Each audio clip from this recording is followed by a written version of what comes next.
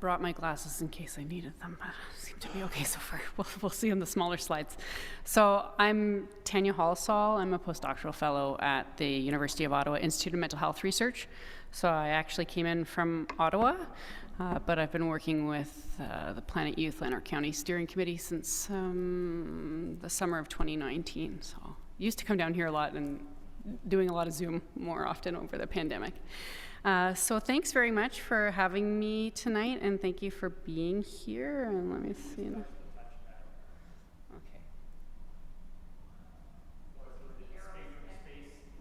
Oh, I see. Okay.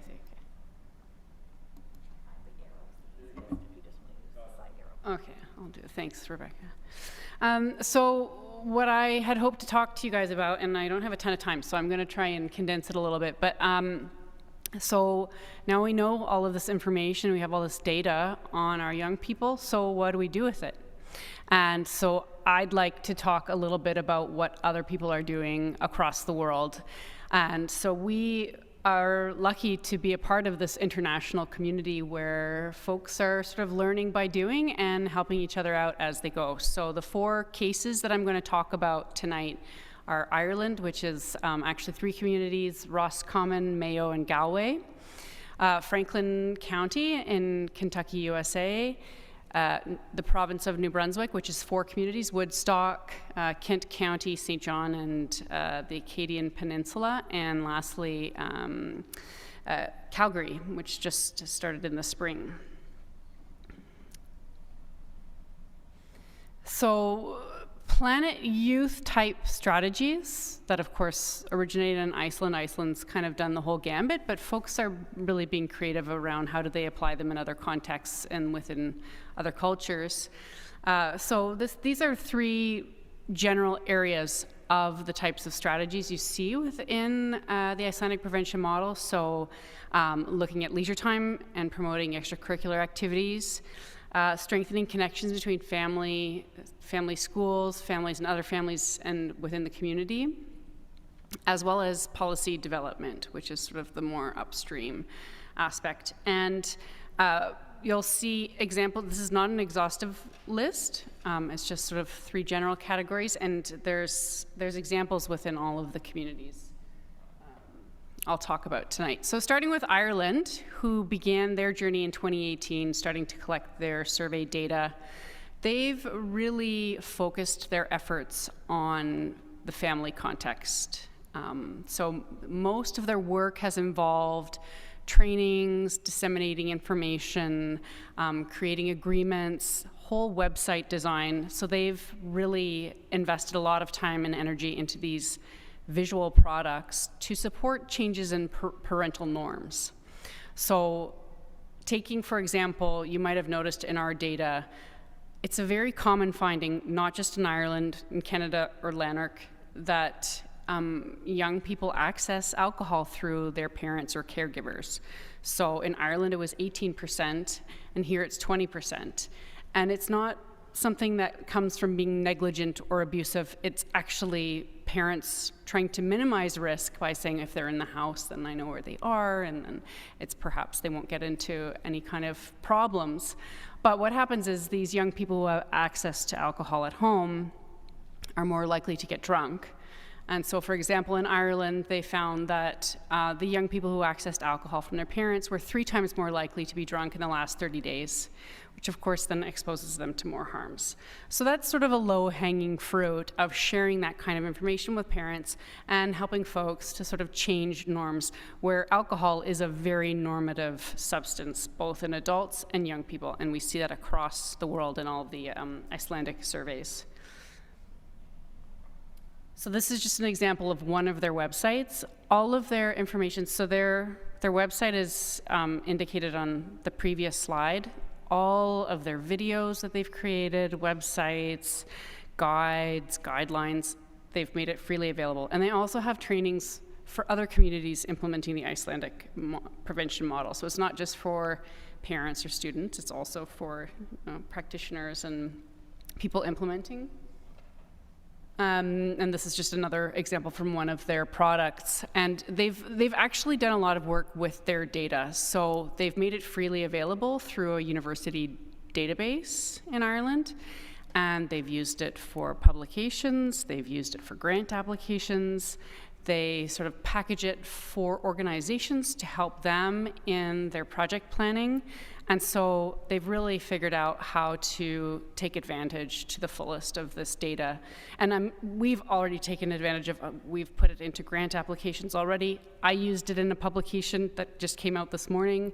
It's very valuable data, it's great. So you need recognizing the value of it as well as the utility in identifying what's going on with young people. So Franklin County has a very ambitious strategy.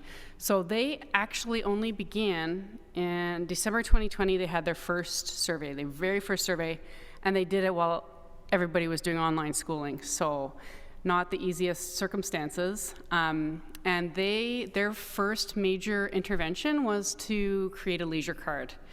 So the leisure card is actually something that they've done in Iceland, where in Reykjavik, all young people have access to a certain amount of extracurricular activities, sports, arts, drama. But basically, they have access to a certain amount of funding. So they've piloted and replicated this in Franklin County. So within one school of 400 students, each student was provided with what they call a yes card, which was valued at $400 for the year. And they partnered with a whole bunch of different organizations. You know, one of them was like a canoe camping place, arts center, there's a CrossFit place on their list. And so with any participating partner, young people could go with their card and participate in those activities. And so for the first year, I think they had kind of a 50% uptake, like people were just getting to know about the program. Not everyone was using it. The second year, they implemented again fully, and they had 100% participation in that school. This is just a list of the partners. And so this is a before and after of one of their schools that didn't get the yes card, and the bar graph on the, your right, is of the school that actually received the yes cards. And so it's the difference in how much participation there was between the 2020 collection of the survey data and the 2021 collection. In both schools, participation went up, probably because that first year was a pandemic year. But in the school that got the yes cards, it went up 3 times more than it did in the other schools. So that's a very big difference. It's a really good intermediary indicator that, you know, would precede substance use decreasing and decreased harms and other kinds of things. Another thing that Franklin County did was a parent cafe, and essentially it's like a World Cafe.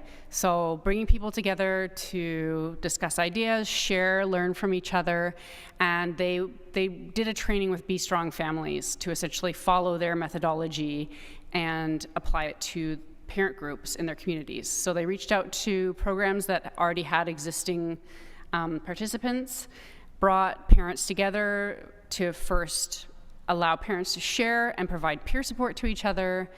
It created an opportunity for them to provide learning, sort of like with what they were doing in Ireland. And it also creates some momentum to get parents more involved in the Planet Youth initiative.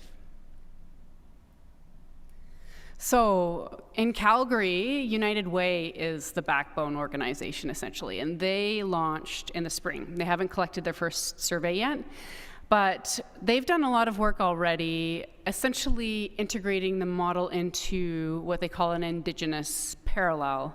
So they've been able to leverage a lot of relationships and connections that they have with the Indigenous community in Calgary. So this involves Indigenous organizations, young people, elders, and Indigenous researchers. And what they've done essentially is started to translate the components and the concepts from the model into Indigenous ways of knowing, so that the meaning and relevance of those concepts are more meaningful for Indigenous participants, and following Indigenous and culturally competent processes within the community. So they've created an oral tradition, they're using sharing circles, and yeah, so they've been involving young people as well, who've already created major strategy adaptations. So wanting an emphasis on mental health and well-being, wanting to have safe spaces like what Andrew was talking about, and they've also reached out to other equity communities beyond Indigenous youth. In New Zealand, they're doing similarly an Indigenous parallel, and if you're interested in learning more about how to translate concepts, certainly in the Maori Indigenous perspective, it's different from here, but it has relevance to what's going on in Calgary. And so this gentleman, Tumakai Morgan, gave a presentation at the most recent Icelandic conference in September, and it's recorded. So if you want to have a look, then the YouTube link is just in this slide. I just wanted to, this is not from this project, but just to highlight that there's a fair amount of groundwork that can be applied to working with Indigenous communities in this model. So two-eyed seeing relates to bringing Indigenous and Western perspectives together and integrating the strengths from both to essentially come up with an improved system. So this is the ecological model, which is very relevant to the Icelandic prevention model. It's looking at context and how it influences individual development, and this has been integrated with the medicine wheel, and within the context of looking at a more holistic view of community relationships and the land and spirit.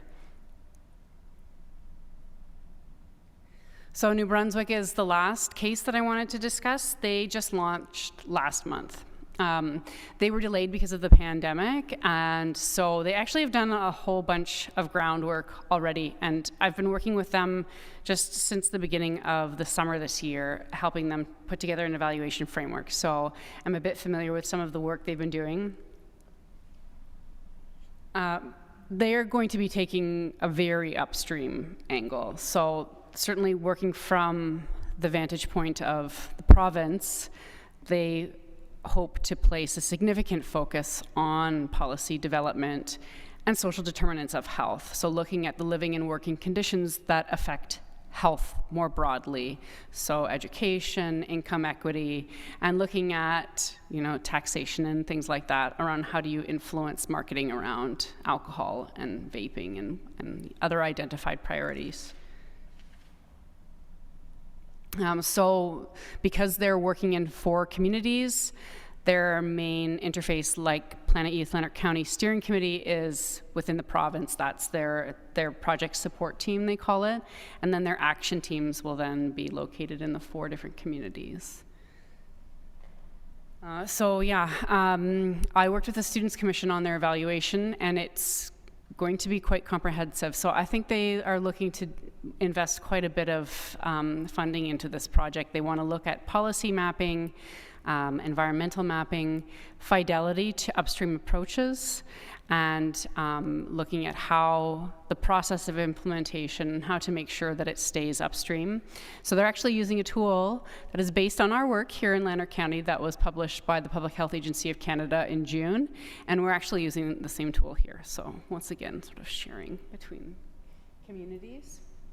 And lastly, we had an event just 2 weeks ago, and David and Rebecca gave a presentation, and we had the Asset Mapping Youth give their presentation. Calgary was there, New Brunswick, Vermont, I'm trying to think, and Alfgeir Christensen gave the keynote. So if you're interested in learning more about any of these cases, Kentucky and Ireland weren't there, but they were participants. So we had 11 different countries participating and coast to coast to coast participants from Canada. So there's a real community building, and so the Google Drive at the bottom there has all of the recordings if anyone's interested in learning more. So thanks very much. I'm going to now pass the floor. Am I passing back to you, Rebecca? Or? Okay. Lots of pointing. Oh, Brian. Okay, come on up, Brian. Thank you.